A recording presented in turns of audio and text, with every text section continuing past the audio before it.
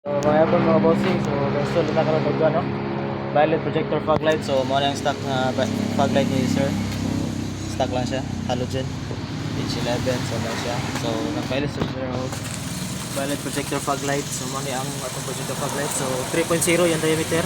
So fit kayo siya, tapos with high beam siya mga bossing. So yan, tricolor. So fit kayo yung kuan. Siya so tikas. Wala yung atong violet projector fog light assembly.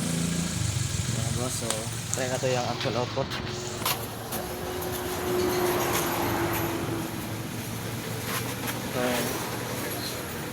So mali siya mga boss, white. So tricolor na siya mga bossing with high beam.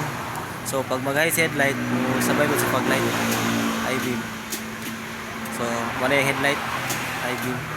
Tapos golden yellow. Ayan, so mga fog sa mga asfalto nga dalan. Tapos all weather. So combination sa white o yellow. So good siya sa mga foggy nga dalan. Siya mga boss. So ang switching lang sa mga boss pag mag change of color, so on off lang ang fog light switch. So na off, white, yellow, all weather. So try na to install sa Suzuki Swift. So muna yan, Suzuki Swift. So yung service ay dahil mga boss mo dito sa Kulambugan.